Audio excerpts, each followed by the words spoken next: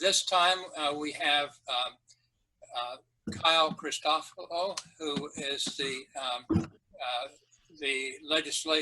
Senior Director of Legislative and Government Affairs with Churches for Middle East Peace.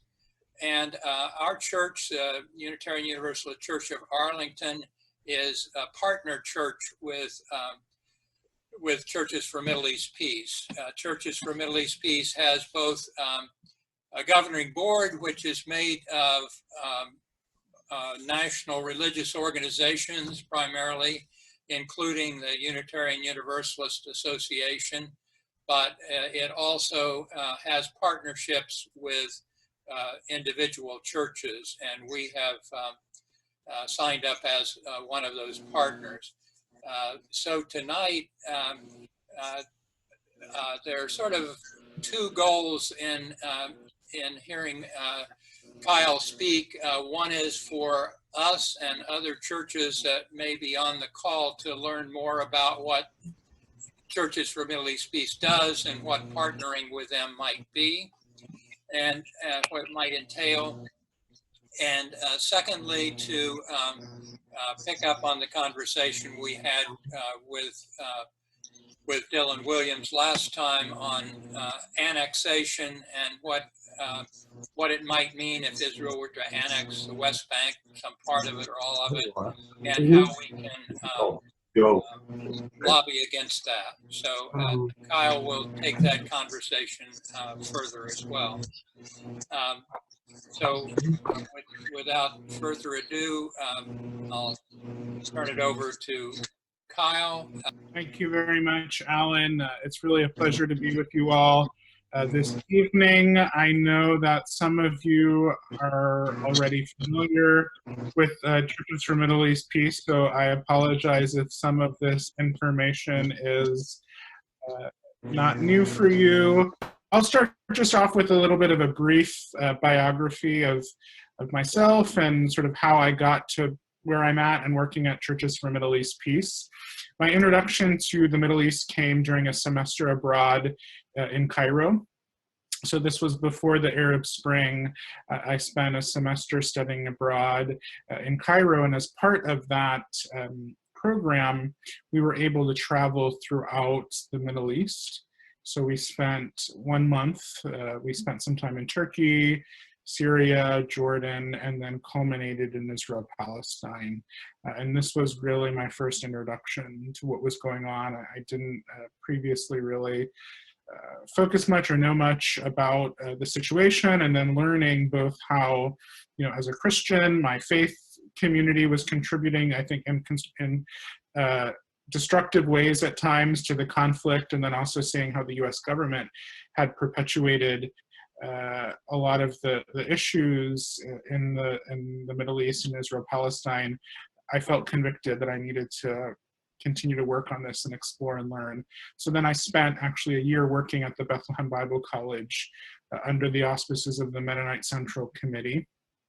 I did a year-long volunteer stint there, worked with Alex Awad. Some of you might be familiar with him at Bethlehem Bible College. That was the first year that they did their Christ at the Checkpoint Conference, which brings especially an evangelical audience, introducing them to what's happening in Israel, Palestine, and gives them a slightly different perspective than they might otherwise have. So that's what I bring with me. I then did my Master's of Divinity at Emory University and spent my last semester at Wesley Seminary here in DC, where I got introduced to the faith-based advocacy world. So at CMEP, as Alan said, I lead our engagement with Congress, as well as our work with our coalition partners. And so work with J Street as one of our coalition partners, and have been having conversations with many of the folks on their team as we sort of think through how we might be able to constructively engage Congress as it looks more and more likely that Israel will proceed with annexation of parts of the West Bank, parts of Area C within the next couple of weeks, possibly. So I'll get more to that a little bit later at the end, can kind of give just some updates given, some of the, especially around the coalition government formed. Dylan, I know, was able to speak a bit about what the possibilities were, but just late last week, the coalition government formed. So we'll give some updates there. First, though, Alan asked me to give a little bit of an overview of CMEP, who we are, our programs, how you can connect. So we're a coalition, as I said earlier, of nearly 30 national Christian communions and organizations. We were founded 35 years ago, and there were a variety of factors at play. There was some work within the National Council of Churches from denominations. We weren't quite 30 at that point, of wanting to do specific sort of task force on the Middle East. There was this idea that even back then, there was the recognition that not every denomination could have a full-time staff person doing Middle East policy in Washington, D.C. So the idea was that there would be an ecumenical body that could help coordinate and ensure that there was the voice of those that were, from the Christian perspective, that were interested in seeking peace and justice in the Middle East. So now we've been around for about 35 years. The coalition has grown. We have representatives from most of the mainline Protestant denominations, Catholic groups, evangelical. We're really, over the past several years, been doing a lot of outreach to evangelical voices that have a more holistic understanding of what's happening in the region. The historic peace churches, Quakers, both the Friends Committee on National Legislation and the American Friends Service Committee. So Quaker representation, Church of the Brethren, also a historic peace church. And then Orthodox communion, so churches, the historic churches of the Middle East. We're an advocacy organization. We are a 501c3, so not an official lobbying group, but our ultimate goal is to be shifting US policies to help ensure that US policies will contribute to a just and lasting end to the conflict in Israel-Palestine and throughout the Middle East. About 80% of our work ends up focusing on Israel-Palestine, but we are looking closely, of course, at the situation in the region as a whole, because we know that what happens in Jordan impacts what happens in Jerusalem, what's happening in Syria, obviously also impacts the region. Over the past year or so, we've been engaging more in the humanitarian crisis in Yemen. So that's another area that's of concern for us. You might have seen some of the efforts in Congress that have been bipartisan to try to get the US to end their support for the Saudi and Emirati-led coalition that's contributing to the civil war in Yemen. So we've been engaged in legislation and advocacy around those legislative efforts. We have a three-pronged approach. We're educating our constituents, primarily, again, folks that are part of those 30 member denominations, but not exclusively. We do regular, before pre-COVID, we did regular speaking engagements. So it worked out well for you here. I was supposed to be in California and wouldn't have been able to be with you tonight because we were doing our spring pilgrimage to peace tour, which is when we bring an Israeli and a Palestinian peacemaker to the US to tour them across the country so that they can speak to churches, community centers, universities.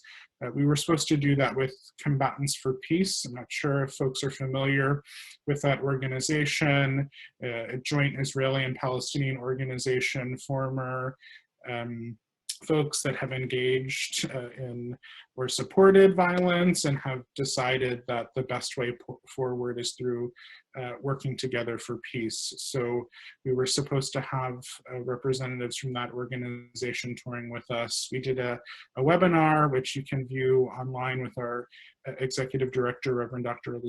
Reverend May Cannon, Elise Cannon. So I can drop that in the link, or we can share that information as a follow-up. So we're educating US Christians on what's happening. We're elevating the voices of peacemakers in the region through the Pilgrimage to Peace and other means. We take trips to the region for churches. I don't know if any of you on the call were part of this. I know that we helped connect Alan and the group from the Unitarian Church in Arlington to Mejdi Tours, which is the tour group that we use for our trips.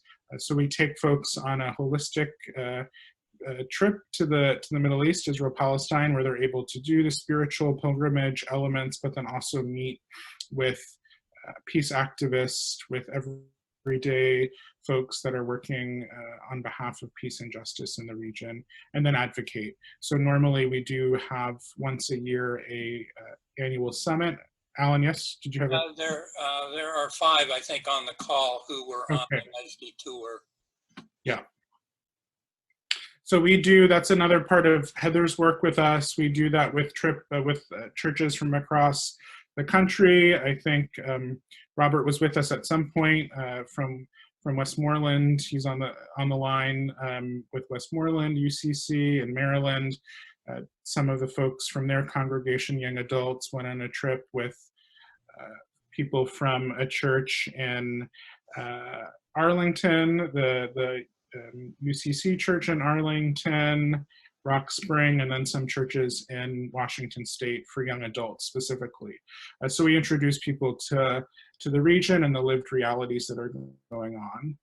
And then we advocate. So we do an annual summit. This year, I'll drop it in the chat box. We are moving to an online format, obviously, but June 22nd, we will have an all-day Zoom digital advocacy summit. Jeremy Ben-Ami, the president of J Street, will be one of the keynote speakers, along with Dima Halidi, who is the executive director of Palestine Legal. We'll also have some breakout sessions with workshops, and then an advocacy training, because we are on the 23rd, on Tuesday, when we would normally be on the Hill. We are opening it up for virtual advocacy, trying to encourage folks to do virtual advocacy. So we have 3 primary advocacy priorities: a holistic peace building, which encompasses the sustainability of the Christian community in the Middle East. Right now, Christians comprise about 2% of the population in Israel proper. The non-Jewish population of Israel is 20%, so a majority of those are Muslim, and then you have smaller communities outside of Christianity as well, Baha'i, etc. And then within the West Bank, they're under 2%, under the occupied Palestinian territories, they're under 2%, with the majority of those being in the West Bank, and then a much smaller community in Gaza. So that's something that we engage with, trying to strengthen and really be a good partner to the Christian community, not only in Israel, Palestine. Our executive director in October and November went to Iraqi Kurdistan, which was our first trip to that region. She met with church leaders and geo-partners. So that's another area where we're trying to expand our work outside of Israel, Palestine, but still within the Middle East. We've done a lot on humanitarian and economic assistance. That's our second area. You might have heard over the past 2 years, unfortunately, the Trump administration has cut off most of the assistance to the West Bank and Gaza. It primarily came previously through 2 buckets, one through funding to humanitarian groups, such as Catholic Relief Services, Mercy Corps. So this was money that went directly appropriated by Congress, that then went through USAID and the State Department to these international NGOs that were providing care to the most vulnerable population. It also included, for those of you that might be familiar with the Augusta Victoria Hospital, which is a hospital in East Jerusalem that is run by the Lutheran World Federation.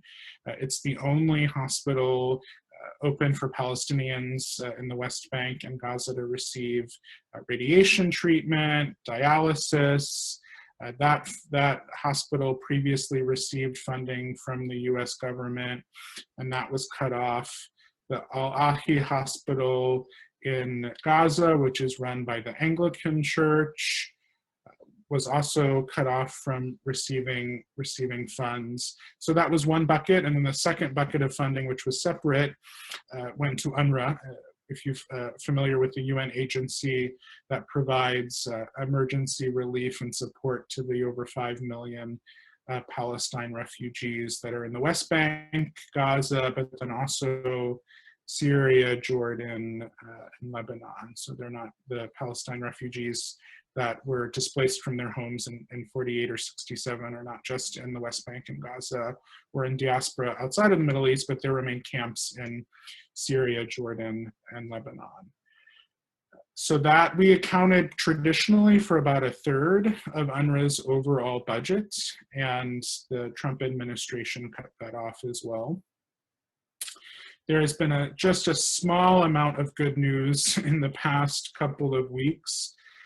The Trump administration did announce that it was expending $5 million to the West Bank, specifically for COVID-19 relief. So that will go to hospitals that are operating in the West Bank, but not at this point Gaza.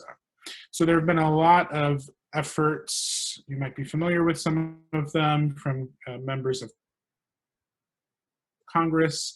Again, these are fund appropriated. So Congress has said that they should go to assistance programs in the West Bank and Gaza, and the Trump administration decided to cut that off. So there have been efforts, many letters from members of Congress. You've had folks like Senator Warren and Senator Sanders really not just signing letters, but tweeting and trying to bring some attention to the issue, and those efforts remain, but so far, unfortunately, they've been largely unsuccessful at this point, with the exception of that $5 million that's gone to COVID relief. And then our third area of concentration is human rights.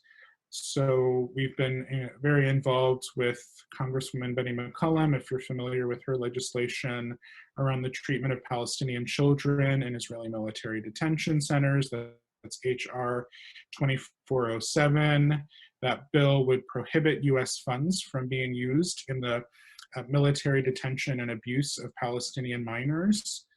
Any Palestinian minor, this is now specifically related to the West Bank, that is arrested, whether that's because they were accused of throwing a stone or something more severe, they automatically go through the military detention system. There is no juvenile justice system that they would go through. It's been well documented that throughout that process they have been abused. They are often brought from the West Bank to Israel proper, so their parents are not able to get to them. They don't know where they are.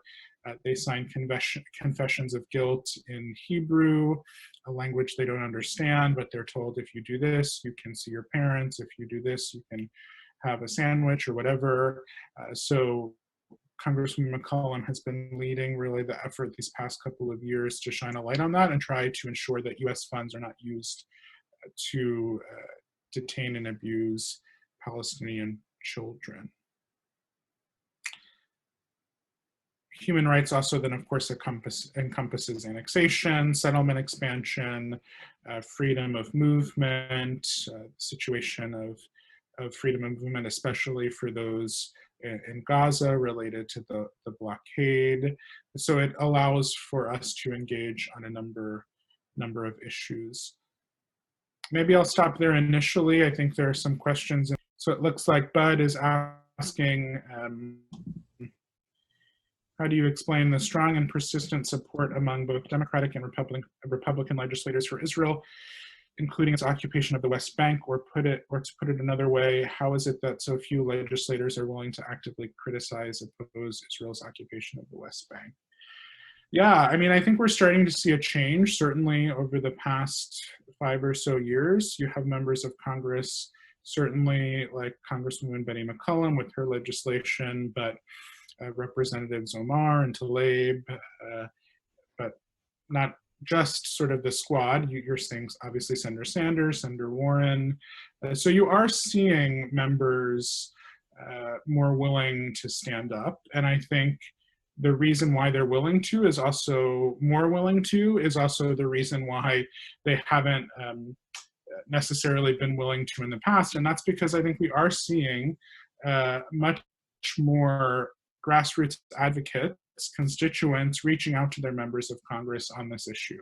So we have seen that this is becoming an important part of advocacy that's connected to broader progressive movements. So people are making the connections between the abuse of Palestinian children in Israeli military detention centers and the treatment of youth of color by the police in this country. So it's becoming something that some of the larger progressive movement groups are also taking on. And so we're seeing members of Congress hear more about this. But, you know, for a long time, the prevailing attitude from both the Democratic and Republican Party, from the grassroots, you know, that weren't making this an issue, you know, it made it so that members of Congress didn't want to necessarily stick their neck out on this issue. So I think, you know, when you're not hearing as much from your constituents, when it seems like there are more risks than possible rewards on an issue, especially as controversial as our position on Israel-Palestine, that's why you haven't seen that. And so I think we're starting to see some changes. There needs to be a lot more push, especially on the Republican side, but we are starting, I think, to see the changes. Members of Congress are likely going to be the last people, right, to change when you think they do so because they're pushed by their constituents and because ultimately they see that there is a, if not a political reward, there is not political punishment for speaking out on a certain issue. So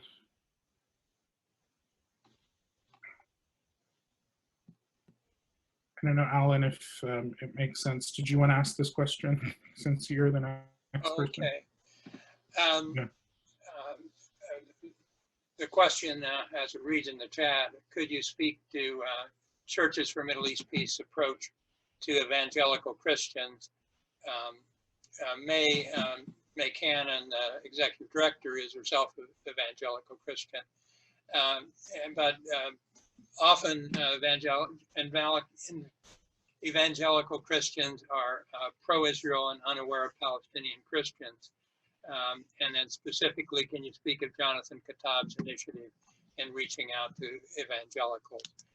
My understanding is that he has attended some gatherings of evangelical Christians, made himself known as a Palestinian Christian, and is able to quote scripture in such a way that he's able to challenge their perceptions or their stereotypes of what an Arab is, and that the Palestinian Christians exist, which they may not have known, and so forth. So I didn't know whether you had additional information about.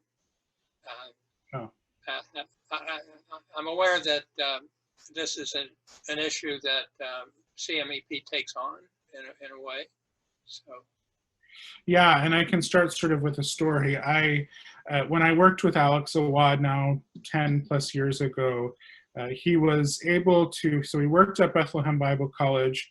He was only able to live in Jerusalem, which was the city of his birth, because he was a United Methodist missionary appointed by the United Methodist Church to the Holy Land. He was not, the rest of his family that lived in the region had to live in the West Bank outside of Jerusalem where they were from. So he would speak to a lot of groups, and conservative, you know, people that didn't know a lot about the issue. And one of the first questions he would always get is, when did you convert? And he would say, oh, about 2,000 years ago. Because for a lot of the folks that, you know, were coming from the more, you know, evangelical area, as you alluded to from what Jonathan had shared, you know, they didn't know that there were Palestinian Christians. There was the assumption that all Arabs, all Palestinians are Muslims, and that if you were a Palestinian Christian, that was because you converted. So we have over the past, so since Reverend Dr. May Elise Cannon, our executive director, came on board, a little over 3 years ago, around 4 years ago now. She is an evangelical, and so we have really stepped up our outreach to evangelical churches, because what we find is that a response that we get afterwards is, I had no idea any of this was happening, and that there's not this closed wall that we necessarily assume. And so through things like the Pilgrimage to Peace, where we've taken Dawood Nassar, you might be familiar with the work that he does with the 10 of Nations, to evangelical churches, they're receptive, they're open, especially at least in the first go around, if the person that is speaking to them is a Palestinian Christian. That sort of opens up for them a possibility that they didn't imagine. Now, we don't want the conversation to stop there, because one of CMEP's core priorities under holistic peace building is religious freedom for all. We want a Middle East in which people are able to express their religious beliefs regardless of what they are. But we have seen, especially with a lot of these evangelical churches, once they just know that there's a Palestinian Christian, once, the second question that Alex would get a lot when I worked with him was, do you have to hide from your Muslim neighbors that you're Christian?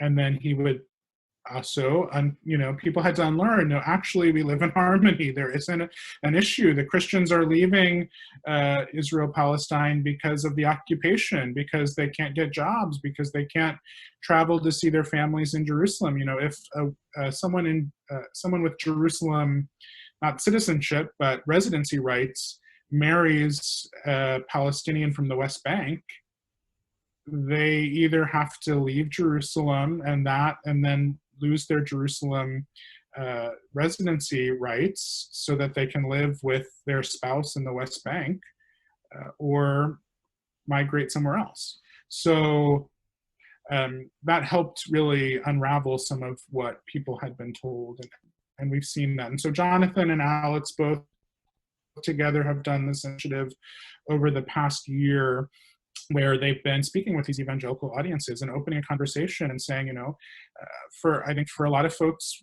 irrespective of where you sit on this, how you identify, it's most comfortable to talk with people that agree with you, right? And so what Alex and Jonathan are doing is saying that it's actually important for us to go to those audiences that either haven't been receptive or just haven't expressed any knowledge, about what's happening to Palestinians, and really start that conversation. So I was supposed to also be with Alex in Seattle, Washington. We were going to do an event with some evangelical churches there, but again, because of COVID, we weren't able to do that. I think I might I know there are some other questions in the chat. I want to give some more brief updates on where we are with the annexation and some of the movements that we've been doing at CMEP. And then I don't know, Alan, maybe afterwards if you want to moderate the rest of the questions and can go through the chat. But I'll just do a quick update since Dylan left off. There wasn't the final results of the coalition government, and then sort of what we're doing as a response. So just late last week, the Israeli government was finally formed. There had been, as I'm sure Dylan shared with you, several attempts at forming that coalition, several elections in Israel over the past year. It did end up that Prime Minister Netanyahu and his former chief rival, Benny Gantz of the Blue and White Party, came together.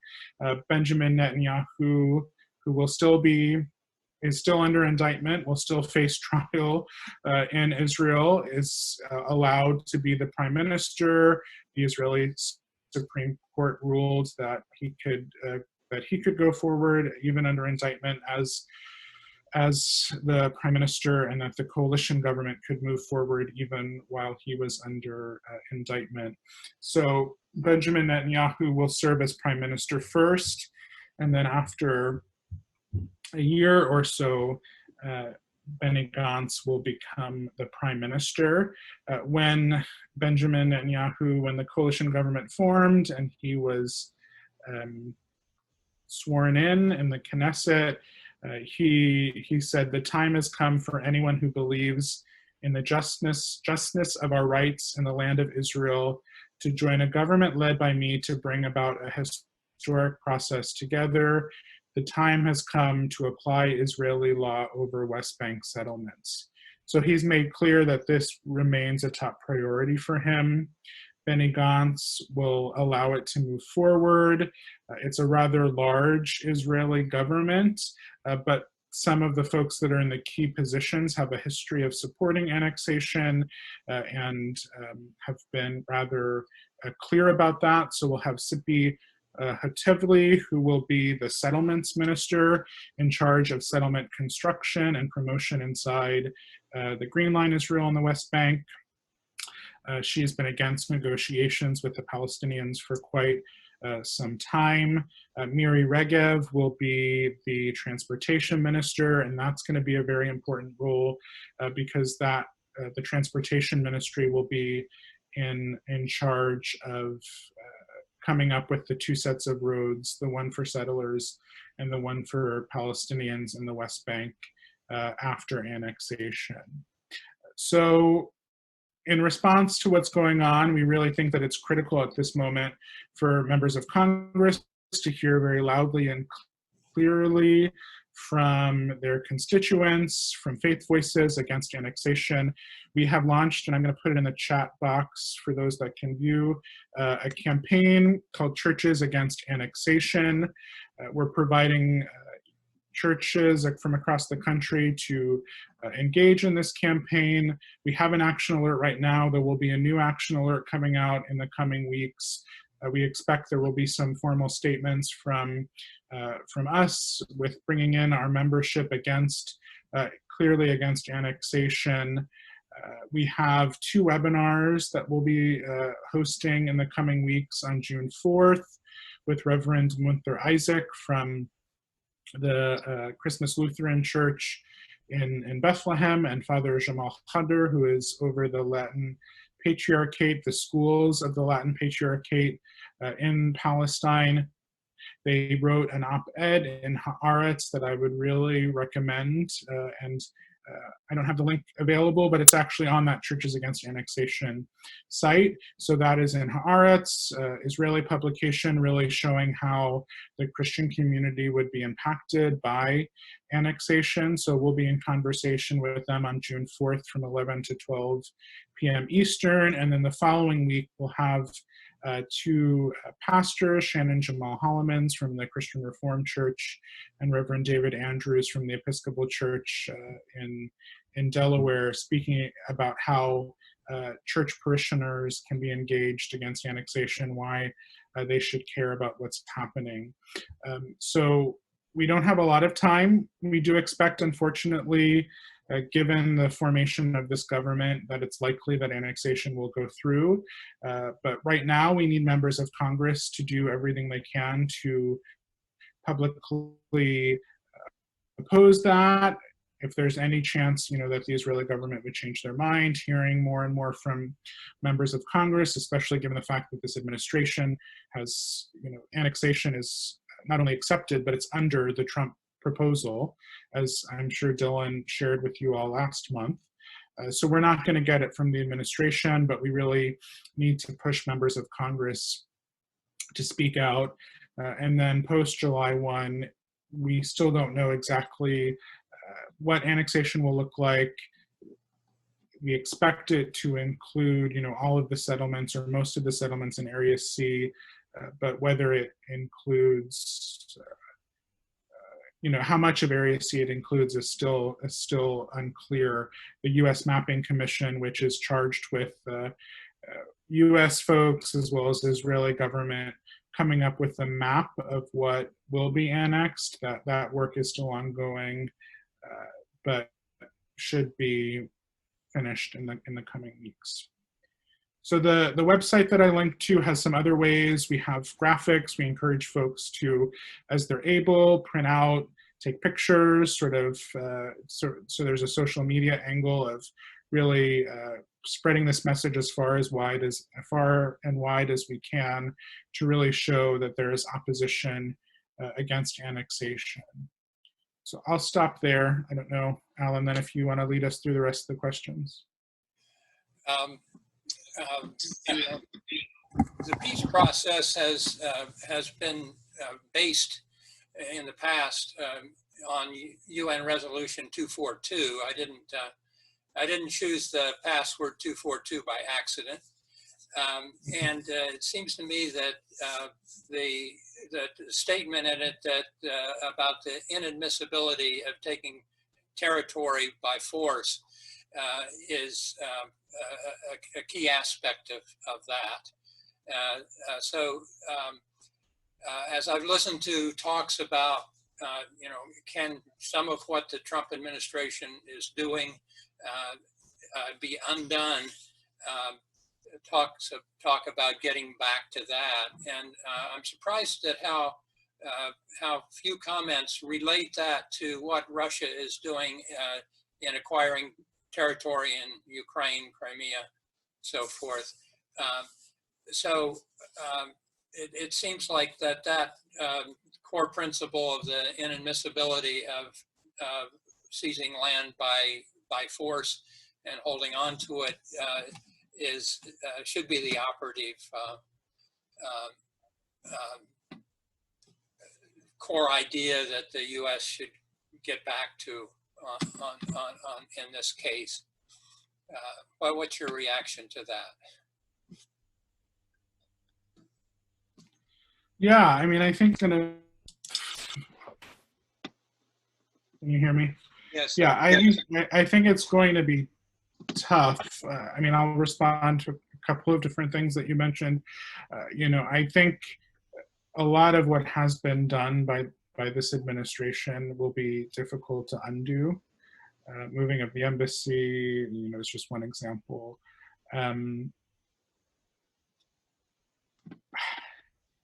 I think it's hard to see how we get back.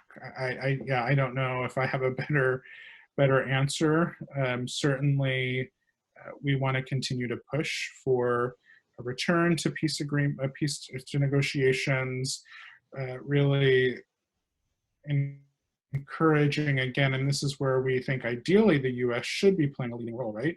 To be able to bring together the Israelis and the Palestinians and to help facilitate a resolution that will result in full justice and equality and human rights for all.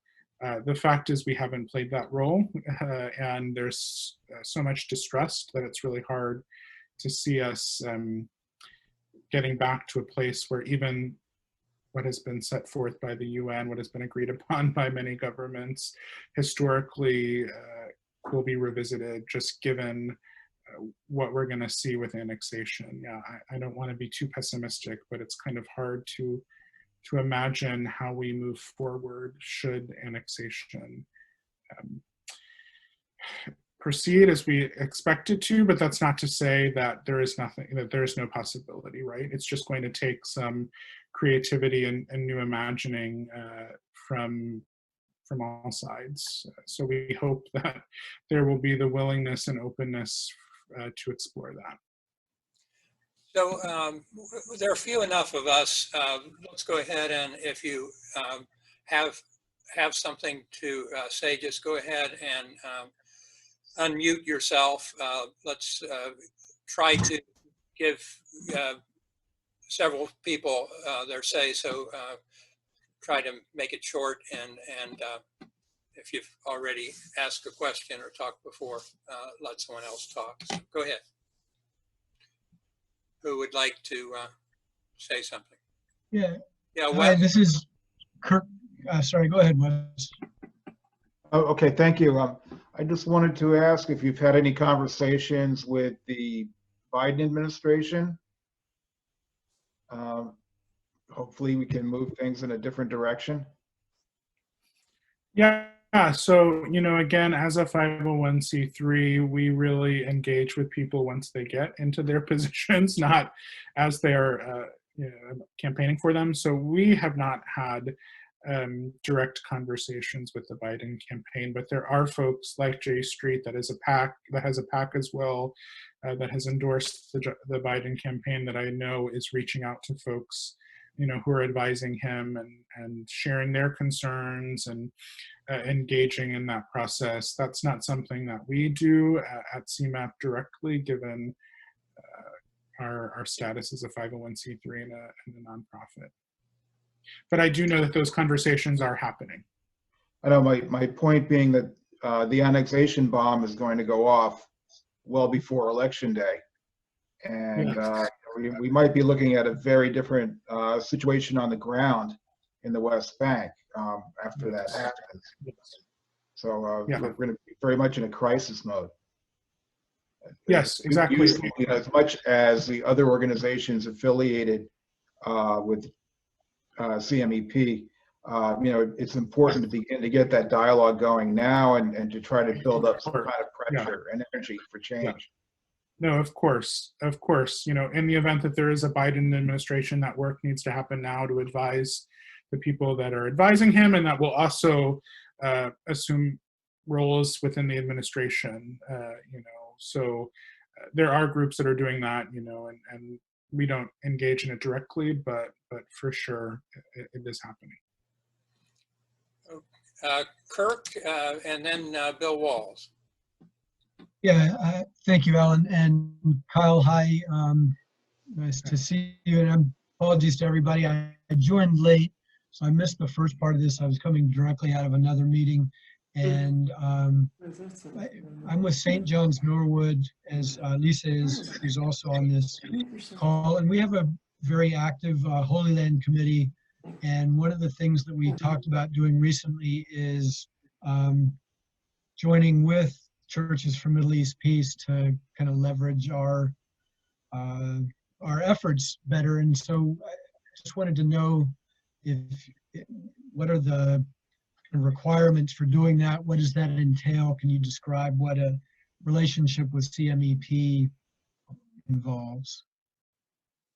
Yeah, and Heather, if you're on the line and want to add anything, please feel free. So I did note at the beginning, and I'm not sure if you were there yet, that individual churches are invited to become church partners, and there is a monetary, I believe it starts sort of at $250 a year to be a church partner, and then some church partners are able to give more. We also do work with churches that are not official church partners, so we don't have that strong requirement. If you are a church partner, there are more ways to engage with us. But it does look differently depending on where you are. We are, especially within the DC, Maryland, and Virginia area, trying to bring together a variety of our church partners to work to plan together. We know that in this environment, there can be a saturation of speaking events and those types of things. So we are encouraging churches and trying to convene churches together. So it could look like in the DMV area, perhaps quarterly groups of churches going to Capitol Hill and speaking with their congressional offices, maybe bringing some letters from their particular denomination from churches that are outside of the DC area and can't get to DC as often, thinking about sort of other campaigns and joint speaking tours that churches in this area could do together. We have a curriculum that Glenn, who's on this call, has led with his church in the DC area, but that's another opportunity for church partners to work through the very 101 curriculum. So if you have a congregation that's advanced in this topic, probably not for you, but if you have a group that's interested in learning more about the issue, that would be appropriate. So there are numerous ways that we can connect. Heather, who's on this call, is our new outreach manager, who is the primary point of contact. And so she can answer much better than I can about some of the more specific ways that so she's already put on her video and probably wishes she could have answered from the beginning. Do you want to add anything, Heather?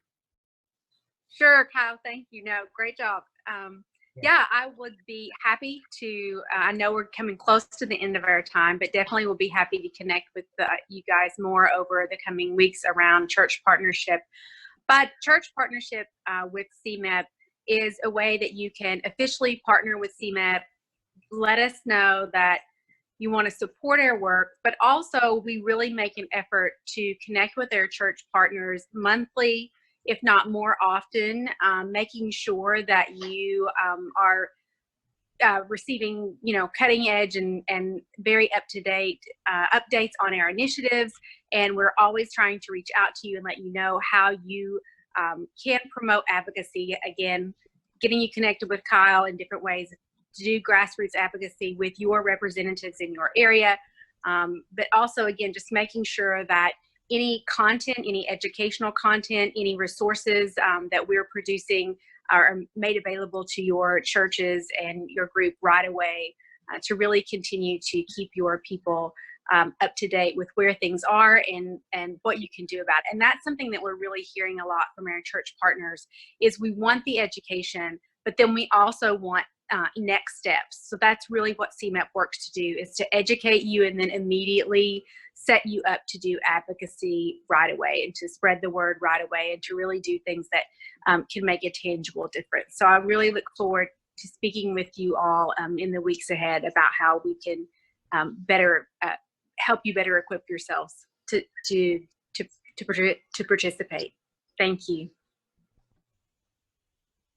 Thanks, Heather. We're very Yeah, excited thank to have you on the team.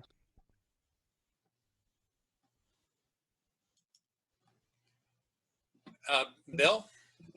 Actually, Bud is next, so I'll defer to Bud because I don't know how much time. I have two questions. I defer to Bud because he came in next, and I think Robert Love came in later, before me. You're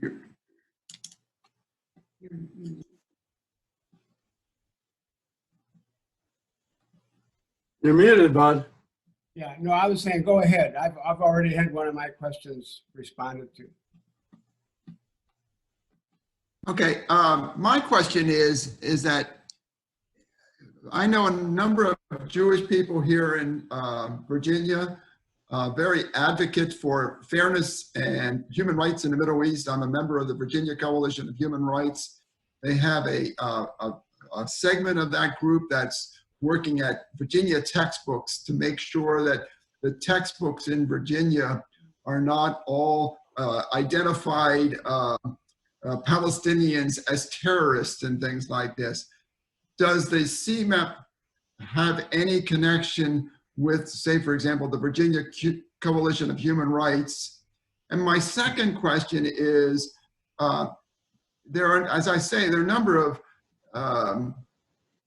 fair-minded, peace-seeking Jewish people here in the US, but 60% of the Jewish people in Israel have voted for Netanyahu and Gantz.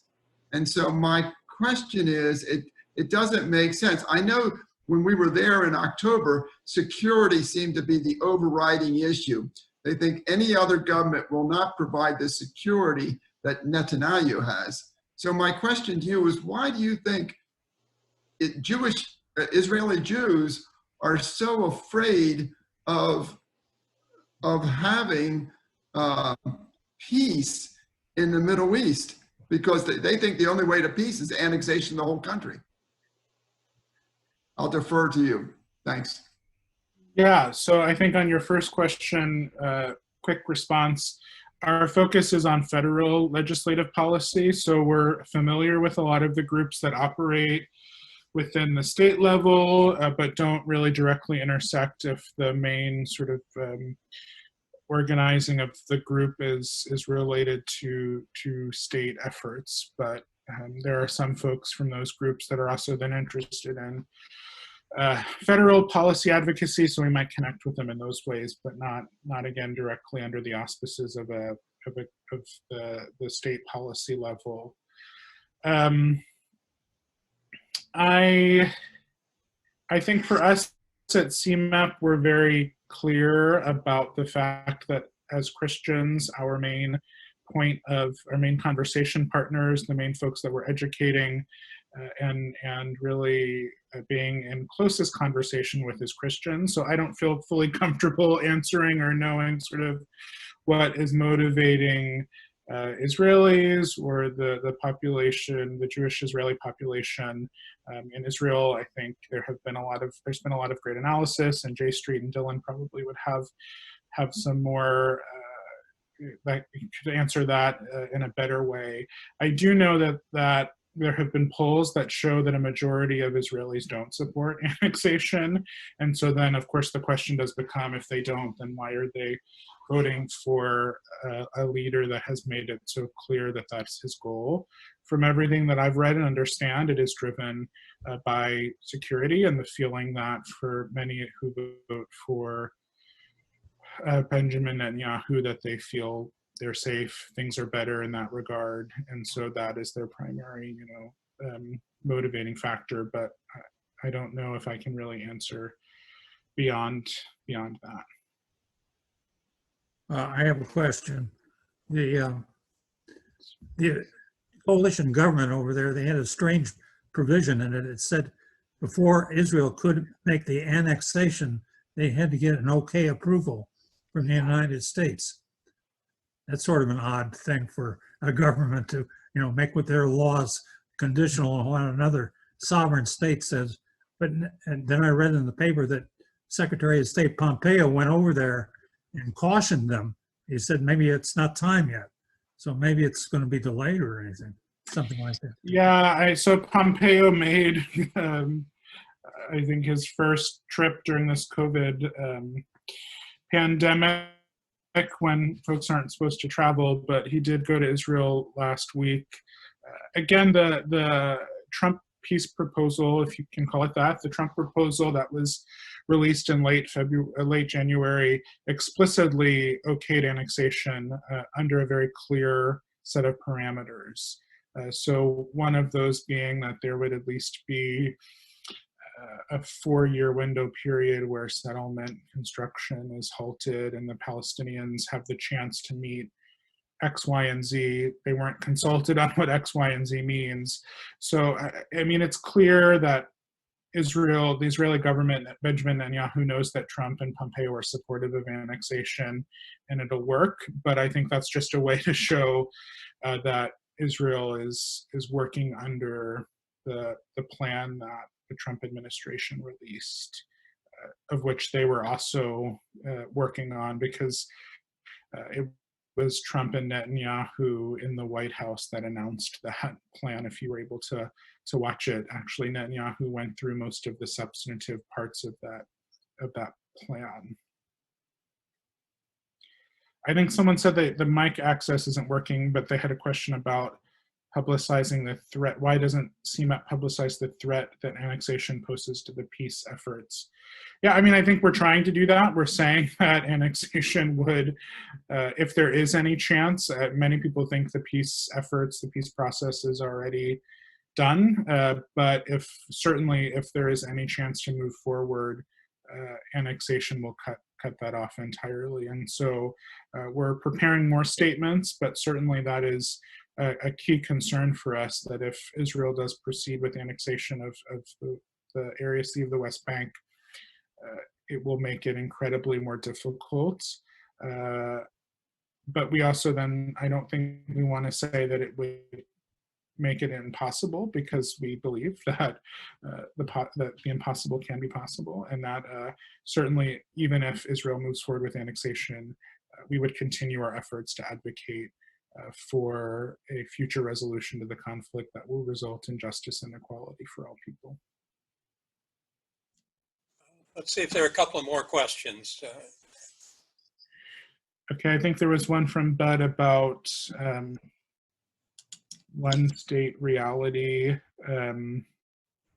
So CMEP, the way that we come up with our policy positions, we work off of consensus, and it's based off of the positions of the 30 member communions. So,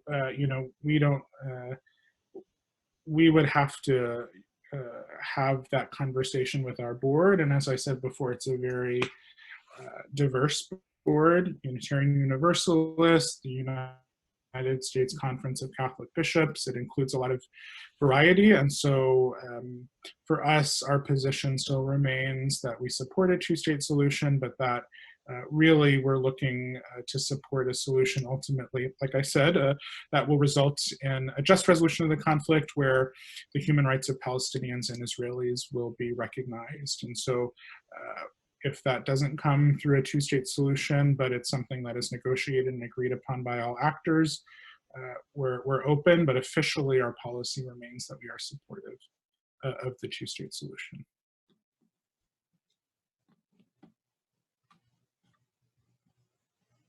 Anyone have a last question? Yes, what is CMEP's position on BDS and obtaining, it's a non-violent means of gaining human rights for Palestinians in the Middle East? Yeah, we hit the big two issues to end the evening. So similar answer to how we create policy. There is not agreement among each of the denominations regarding BDS. Some support it, others support limited, others oppose. But when we looked at our policy positions and did some edits a few years ago when May Cannon came on board as the executive director. We did have a new policy position that says we support the rights of people to engage in resistance and nonviolent resistance to the situation that includes economic leverage. So while we don't have a position either for or against, clearly say that that economic leverage is valid as a matter of religious freedom. Many of the denominations that have passed resolutions in support of BDS, it's been because they feel that they don't want to use their purse strings to further something that they see as against peace.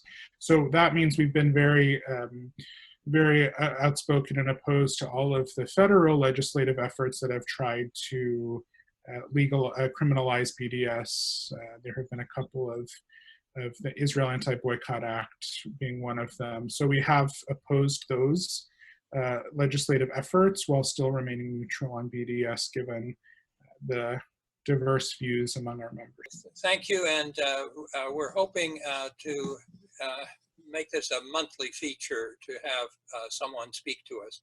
So, well, I'm really, it was great being with you. I put my email address for those that might not have it already, so please be in touch.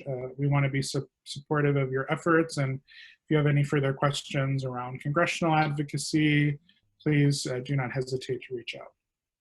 Great. Thank you, and good night, everyone.